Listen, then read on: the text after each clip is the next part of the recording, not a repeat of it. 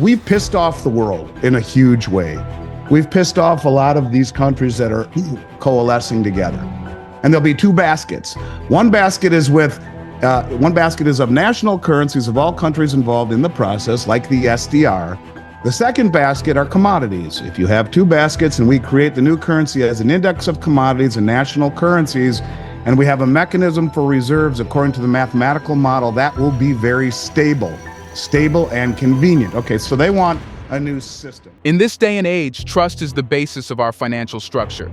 Today, we journey with Andy Schectman to navigate the turbulent waters of global markets. According to Schectman's wisdom, as bond and debt markets teeter on the brink of uncertainty, shifting alliances and evolving perceptions are taking place. Discover how gold emerges as a beacon of stability in an uncertain world as we delve into the heart of the financial maelstrom. In what ways are you going to benefit from watching? It may just be the key to securing your financial future to understand the nuances of trust and tangible assets in this age of upheaval. So, let's dive in. Look, this system that we have is one that is based upon trust. And I think there is a strong probability that a lot of what's happening to the bond market, to the debt market, is a function of lack of trust. And I think the most important thing to keep in mind is that you need somebody to buy the bonds in order to continue to finance the debt. And this is all centered around interest rates, right? I mean, and the question really is, who can we count on right now to buy our debt? And the countries that predominantly have been buying our debt, I believe, have shifted into buying tangible assets, not just gold and silver, but copper, zinc, lead, you name it. Anything that you would need to build an infrastructure, I believe that's what they are doing. And when you look at the performance of gold over the last 25 years, it has outpaced that of the bond market tremendously. It's outpaced the S&P. We've talked about this before, but what it does, look, America's ability to pay its debt, I think, is becoming a concern for the nations around the globe. And, right now, those foreign nations own almost $8 trillion worth of our treasuries, and I think they're getting nervous. And maybe they don't trust us anymore. So when you say that this movement is different, well, it's different to me in two ways. The biggest is that, at least in terms of gold, it's blown through all resistance. There's nothing above it. It's never been this high. Where does it stop? And should it actually have been much higher to begin with? I don't know. And I do think it will drag silver with it. It will pull it with it.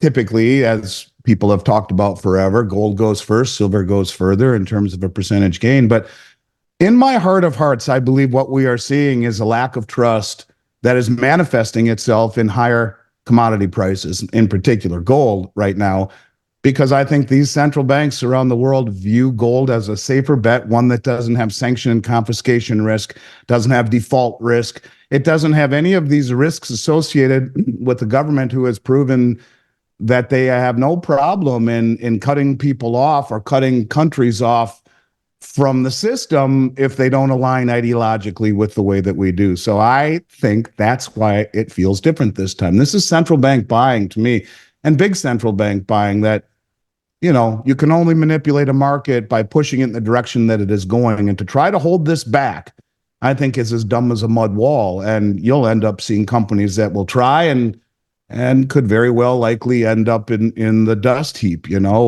history's dust heap of those that tried and failed. So not a smart time to be shorting this market in this environment, in this world, I guess, is all I'm trying to say. Here's what it tells me. There was an interview done in Sputnik, I believe, with Sergei Glaznev. And I just want to read something to you. And I think what people need to take from what we're saying right here. You need to take a step back, right? Because we've pissed off the world in a huge way. We've pissed off a lot of these countries that are coalescing together. And the article was talking about a new international currency, right? And what he said were two things. But the second point I'm going to get to in a moment, I think really answers your question. The first is the idea of a currency, he said, and there'll be two baskets. One basket is of national currencies of all countries involved in the process, like the SDR, special drawing rights, but with more clear and understandable criteria. The second basket are commodities. If you have two baskets and we create the new currency as an index of commodities and national currencies, and we have a mechanism for reserves according to the mathematical model, that will be very stable and convenient. Okay, so they want a new system, right? Everyone's been talking about the new settlement currency that hopefully that they bring up to a vote or come back to the drawing. They went to the drawing board, they're going to come back and present at the October meeting. We've been consistent in talking about that. But the second part that he brought up in this interview, I have been saying it now for at least a year, and I think it's bound to happen. Look, the LME, the London Metals Exchange, was purchased by the Chinese, and that's primarily a platform of base metals, copper, zinc, lead, that kind of stuff. I think they do some precious metals, but mostly base metals. This is not just precious metals. They are siphoning and sucking everything that they can that isn't nailed down. They are substituting dollar holdings for assets, for commodities. And, just as a parable, you look at the wealthy people in this country, they own assets. And I think that's what the Chinese and the Brics nations are doing. But the second part is the most important thing. And he says, the Brics have well, the second part is price. Let's just say that. The second part is price. He says, for the moment, price is determined by Western speculation. We produce these commodities, we consume them, but we do not have our own price mechanism, which will balance supply and demand. During the COVID panic, the price fell for oil to nearly zero. Actually, it was negative 40 a barrel. It's impossible to make any strategic planning for economic development if you do not control the prices of basic commodities. Price formation with this new currency should get rid of Western exchanges of commodities. This game that we are playing to suppress the commodities, to make our system, our bond market and our currency system seem stronger than it is, not only is allowing these countries, as we are just said, to accumulate and pick dry the shelves of all of the commodities, from base metals to precious metals to soft commodities like corn and soybeans and all of this stuff and wheat that they're stockpiling. In fact, they just brought up the idea of a new Brics grain exchange for the exact same reason that, they produce more grain on a per capita than the rest of the world. And why are they beholden to the COMEX market that sets the price?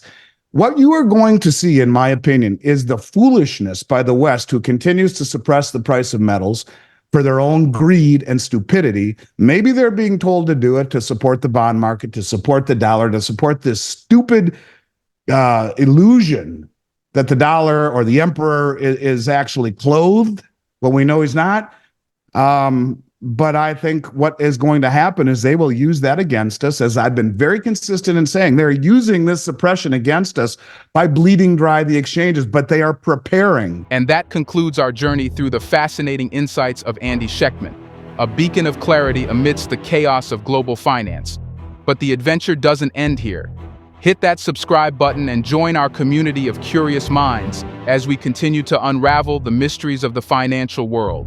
Don't miss out on future episodes where we explore the latest trends, uncover hidden gems, and provide valuable insights to help you navigate the ever-changing landscape of economics and investments.